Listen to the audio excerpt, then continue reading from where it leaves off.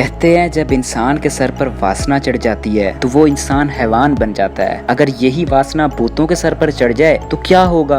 हमारी आज की कहानी ऐसे ही भूतों पर आधारित है जो अपनी वासना मिटाने के लिए कुछ भी कर सकते थे। तो चलिए कहानी शुरू करते हैं। ये कहानी एक बड़े से घर से शुरू होती है जिसमें आज एक पार्टी चल रही होती है। ये घर रोज नाम की एक्ट्रेस का होता है और उसने अपने दोस्तों को ये पार्टी दी होती है। रोज के मैनेजर का नाम नॉर्मन था और नॉर्मन सभी मेहमानों से कहता है, आप सबका यहाँ आने के लिए धन्यवाद। रोज ने ये पार्टी इसलिए रखी है क्योंकि उसकी न्यू फिल्म हिट हुई है। नॉर्मन की बात सुनकर सभी मेहमान तालियां बजाने लगते हैं। इस बीच एक लड़का एक लड़की से कहता है कि रोज की ये आखिरी फिल्म हिट हुई है। आजकल सब फिल्म में साउंड इस्तेमाल होता है लेकिन रोज अभी भी बगैर साउंड वाली फिल्मों को साइन कर रही है। रोज की आवाज अच्छी नहीं है इसलिए वो साउंड वाली फिल्मों से परहेज कर रही है। उसी वक्त नॉर्मन कहता है कि दोस्तों अब स्वागत करते हैं दुनिया की सबसे खूबसूरत एक्ट्रेस का। नॉर्मन की बात पूरी होते ही सब ही के सामने रोज आती है। रोज का मासूम चेहरा और उसके गले का नेकलेस सबका ध्यान अपनी तरफ खींच रहा था। रोज साइलेंट फिल्मों की कामयाब एक्ट्रेस थी और इस बात का उसे बहुत घमंड भी था। रोज का घर बहुत बड़ा था। उसके घर के पीछे एक स्विमिंग पूल था। रोज के 3 खास दोस्त पूल के पास थे और वो उनसे भी आकर मिलती है। रोज के पास खड़ा विल कहता है कि मैं मजे लेना चाहता हूँ। ये सुनकर रोज उसे इंतजार करने को बोलती है और तब ही नॉर्मन उनके पास आकर रोज से कहता है कि स्टूडियो वाले आपसे मिलने आए हैं। उसकी बात सुनकर एरिक कहता है कि जब रोज हमारे साथ होती है तो वो किसी से नहीं मिल सकती। जाओ जाकर स्टूडियो वालों को दारू दो। उसके तीनों दोस्तों के तेवर देखकर नॉर्मन वहां से चला जाता है। नॉर्मन के चले जाने के बाद रोज के तीनों दोस्त पूल के पास बना खुफिया दरवाजा खोलते हैं और फिर चुपचाप उसमें घुस जाते हैं। दूसरी तरफ रोज भी अपने कमरे की तरफ जा रही होती है। वो अपने कमरे में आकर एक बॉक्स खोलती है जिसमें एक पुरानी चाबी थी। उसके बाद वो चाबी उठाकर एक खुफिया दरवाजा खोलती है और फिर वो उसके अंदर चली जाती है। दरअसल रोज के कमरे में जो खुफिया दरवाजा था वो एक तहखाने की तरफ जाता है और फिर रोज एक कम बड़े से तहखाने की तरफ आ गई थी। यहाँ उसके तीनों दोस्त पहले से उसका इंतजार कर रहे थे। इस तहखाने तक पहुँचने के 2 रास्ते थे। एक रोज के कमरे में था और दूसरा रास्ता पूल के पास था। रोज के तीनों दोस्त पूल वाले रास्ते से ही यहाँ तक पहुंचे थे। दरअसल रोज और उसके तीनों दोस्त इस तहखाने में आकर मौज मस्ती करते थे। मौज मस्ती के लिए ये बाहर से लड़कियां भी लाते थे और आज भी इन लोगों ने 2 लड़कियों का इंतजाम कर रखा है। अब हमेशा की तरह रोज अपनी सीट पर बैठ जाती है जबकि उसके दोस्त लड़कियों के साथ मौज मस्ती कर रहे थे। थोड़ी देर बाद उन्हें मजे में देखकर रोज के भी तन बदन में आग सी लग जाती है। रोज को अपनी आंखों के साथ ये खेल देखना बहुत पसंद था और ये बात उसके दोस्त अच्छी तरह जानते हैं। दूसरी तरफ पार्टी में खड़े नॉर्मन को कोई सूचना मिलती है जिसके बाद वो रोज को ढूंढने लग जाता है। वो उसे ढूंढता ढूंढता उसके कमरे में आ चुका था और वहां से लड़कियों की आवाज सुनाई देती थी। ये आवाजें खुफिया दरवाजे के पीछे से आ रही थी। ये सुनकर नॉर्मन भी उसके अंदर चला जाता है। दूसरी ओर रोज का तीसरा दोस्त टॉमी मस्ती मस्ती में एक लड़की को मार देता है। उसी समय नॉर्मन तहखाने में पहुंच जाता है जिसको देखकर ओरियो गुस्से में आकर अपनी गन निकाल लेता है। तब ही रोज उसे रोककर नॉर्मन से पूछती है, तुम क्या करने आए हो यहाँ पर। नॉर्मन जवाब देता है कि स्टूडियो वालों ने फैसला किया है अब से वो सिर्फ साउंड वाली फिल्में ही बनाएंगे, इसलिए उन्होंने अपनी सभी फिल्मों से आपको निकाल दिया है। उसकी बात सुनकर रोज बहुत ही दुखी होती है। उसके दोस्त उसे संभालने की कोशिश करते हैं लेकिन वो सफल नहीं हो पाते। अचानक रोज गुस्से में आकर एरिक की गन निकाल लेती है और फिर नॉर्मन के साथ साथ अपने तीनों दोस्तों को मार देती है। आखिर में जब वो खुद को मारने की कोशिश करती है तो गन में गोलियां खत्म हो जाती हैं। उसके बाद वो बड़ा सा चाकू उठाकर तहखाने से बाहर जाती है और फिर वो पूल के पास खड़े लोगों से कहती है कि मैं नाकामी बर्दाश्त नहीं कर सकती।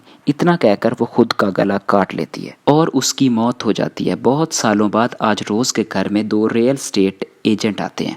एक का नाम डैनी और दूसरी का नाम मिकी था। इनकी कंपनी पिछले कई सालों से रोज का घर बेचना चाहती थी लेकिन इन्हें कोई भी ग्राहक नहीं मिल रहा था। आज कंपनी को जैसे ही एक ग्राहक मिलता है तो कंपनी इन दोनों लड़कियों को रोज के घर भेज देती है। कंपनी चाहती थी कि दोनों लड़कियां रोज का घर ग्राहक को दिखाएं और किसी तरह ये घर बेच दें। रोज का घर पिछले कई सालों से बंद पड़ा था जिस कारण घर की हर चीज पर धूल मिट्टी जम गई थी। घर देखते देखते उनकी नजर उसी पूल पर पड़ती है जहां पर रोज ने अपना गला काटा था। थोड़ी देर बाद वो दोनों लड़कियां घर की सफाई शुरू कर देती हैं। क्योंकि घर दिखने में काफी गंदा लग रहा था इन दोनों को पता था घर खरीदने वाला ग्राहक कल तक आ जाएगा, इसलिए वो उसके आने से पहले पूरे घर को चमकाना चाहती थी। वैसे वो दोनों अपनी तरफ से पूरी कोशिश कर रही थी कि ये घर बिके और उनकी कंपनी खुश होकर उन्हें इनाम दे। इसी दौरान डैनी पूल के पास आकर सफाई करने लगती है और यहाँ उसे रोज का नेकलेस मिलता है। नेकलेस की खूबसूरती देखकर डैनी काफी हैरान थी और फिर वो कुछ सोचकर उसे अपने पास रख लेती है। कुछ देर बाद रात हो गई थी और वो दोनों आराम करने का फैसला करती हैं।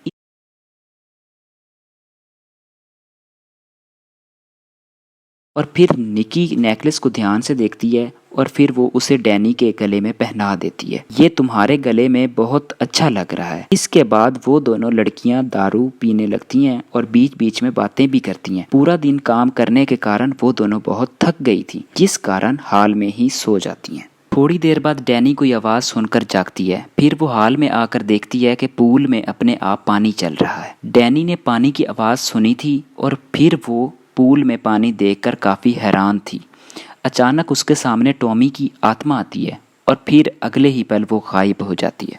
डैनी ये सब देखकर बहुत डर गई थी और वो भागकर घर में आती है। घर में आते ही उसे एरिक और विल की आत्माएं नजर आती हैं और वो जैसे ही भागने लगती है तभी टॉमी उसे पकड़कर एक चेयर पर बिठा देता है और वो तीनों दोस्त उसे समझाने लगते हैं कि तुम्हें हमारे साथ तय खाने में चलना होगा क्योंकि हम वहाँ मौज मस्ती कर सकते हैं। लेकिन डैनी इनकी बात नहीं मानती और तभी वहाँ मिकी आकर पूछती है कि तुम किससे बातें कर रही हो। दरअसल मिकी वॉशरूम गई थी और उसके बाहर निकलते ही तमाम आत्माएं खुद ब खुद गायब हो गई थी और डैनी उसे समझाती है कि यहाँ पर 3 आदमी और भी हैं, लेकिन मिकी उसकी बात पर यकीन नहीं करती। थोड़ी देर बाद मिकी घर के कमरों की तलाशी लेने लगी थी। उसे डैनी की बातों पर यकीन तो नहीं था, लेकिन फिर भी उसके मन में डर सा बैठ चुका था। वो काफ़ी देर कमरों की तलाशी लेती है और इसी बीच वो कमरों में थक कर सो जाती है। कुछ देर बाद वो कोई आवाज़ सुनकर जाग जाती है। जब उसे सामने कोई भी नज़र नहीं आता तो वो फिर से सोने का फैसला करती है। वो जैसे ही लेटती है तो उसके सामने विल आ जाता है। विल को देखकर वो बहुत डर गई थी और जल्दी जल्दी कमरे से भागती है। उसे कमरे के बाहर डैनी दिख जाती है और वो उसे भी भागने के लिए कहती है। दोनों जब भागने की कोशिश करती हैं तो टॉमी और विल की आत्माएं मिकी को पकड़ लेती हैं, जबकि डैनी भागकर एक कमरे में छुप गई थी। थोड़ी देर बाद टॉमी और विल ने मिकी को तहखाने में कैद कर दिया था। अब एरिक आगे बढ़कर कहता है कि हम वासना के भूखे भूत हैं। उसकी बात पूरी होते ही विल मिकी के कपड़ों पर टूट पड़ता है और टीना की आत्मा भी मिकी के पास पहुंच गई थी, क्योंकि वासना के खेल में वो भी हमेशा पार्टनर होती थी। अब एक तरफ एरिक मिकी के से ज़बरदस्ती कर रहा था और दूसरी तरफ विल टीना के साथ लगा हुआ था। इसी बीच डैनी जिस कमरे में छुपी हुई थी वो कमरा रोज़ का था। उसे जैसे ही तहखाने से मिकी की चीखें सुनाई देती हैं वो भी तहखाने में आ जाती है। तहखाने का हाल देखकर डैनी बहुत डर गई थी। वो जैसे ही भागने लगती है तो टॉमी उसे पीछे से पकड़ लेता है और कहता है मैं तुम्हें ही ढूंढ रहा था। अब तीनों दोस्तों ने दोनों लड़कियों को बंदी बना लिया था। इसी दौरान टॉमी बाकियों से कहता है मैं डैनी के साथ अकेले में मज़े लेना चाहता हूँ। उसकी अटपटी बात सुनकर एरिक और विल पहले तो बहुत हैरान होते हैं, लेकिन फिर उसकी बात मानकर उसे अकेला छोड़ देते हैं। इनके जाने के बाद जैसे ही टॉमी डैनी के पास आता है तो वो उस पर वार कर देती है और टॉमी टेबल से टकराकर बेहोश हो जाता है। डैनी जल्दी जल्दी पहले खुद को आज़ाद करती है और फिर वो मिकी को भी आज़ाद कर देती है और वो दोनों लड़कियां जल्दी जल्दी भागकर रोज के कमरे में आ चुकी थीं, लेकिन उसके सामने खड़ा विल सीधा मिकी के पेट में वार करके उसे मार देता है और डैनी फिर से तहखाने में थी और वो सब ही भूखी आत्माएं उनके सामने थीं। उनको सामने देखकर डैनी कहती है घर को खरीदने वाला ग्राहक आने वाला है, उसे जब मैं नहीं मिलूंगी तो वो सीधा कंपनी के पास जाएगा और कंपनी वाले पुलिस के पास। उसकी बात सुनकर वो सब भी हंसने लगते हैं। तब ही वहाँ रोज़ की आत्मा भी आ जाती है। दरअसल घर को खरीदने वाला शख्स रोज़ की आत्मा ही थी। वो ही कंपनी में फ़ोन करती थी और घर को खरीदने की इच्छा दिखाती थी। रोज़ और उसके दोस्त की आत्माएं आज भी तहखाने में मौज मस्ती करती थी।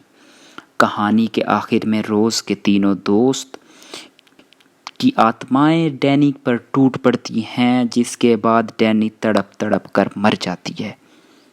हमारी वीडियो देखने के लिए आपका धन्यवाद। लाइक करें, शेयर करें और सब्सक्राइब करना मत भूलें।